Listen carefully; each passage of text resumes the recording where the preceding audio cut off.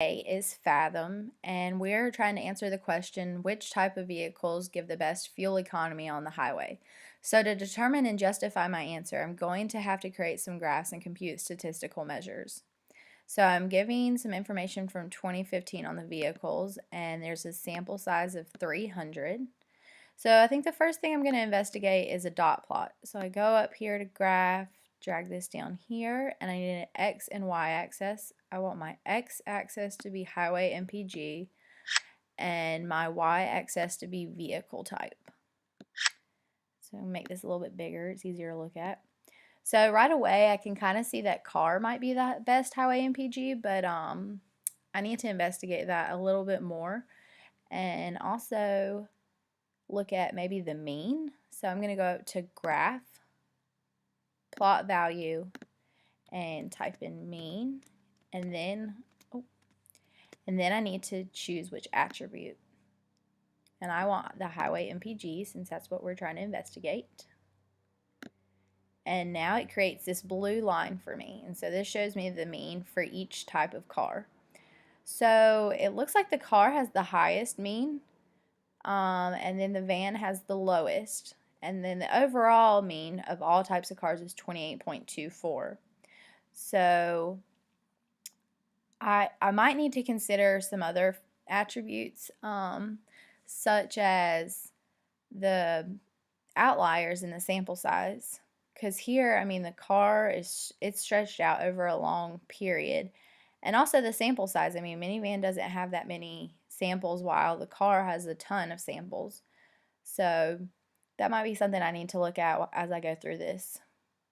So I'm going to look at another kind of graph. I'm going to do a box plot.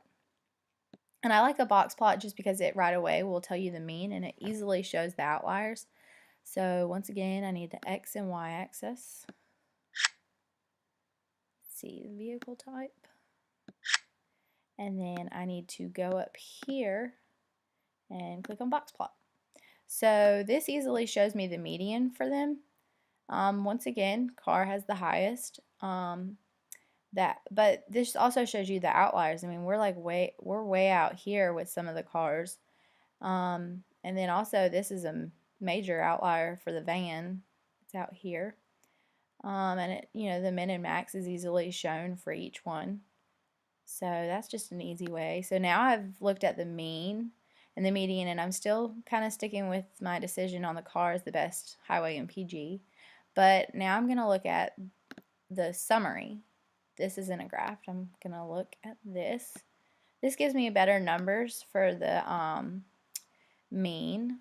So I need to drag over highway MPG here. And then the vehicle type here. And so this gives me right away the mean for each type of car. So the car 30.3978 seems to be the best highway MPG. It's above average. But this is also a good way. It shows me the sample size. So, I mean, like I said earlier, the sample size for minivans is very small compared to the car, which is 186. So I think that maybe when they collected this data, they should have found more minivan and vans for their statistics. But if we're going with just what we're given, I would think that maybe the car is the best highway MPG. One last thing I think I'm going to consider is a histogram. So I'm going to go up to graphs and do the same exact thing. I believe the more graphs you have, I mean, the more you get from it.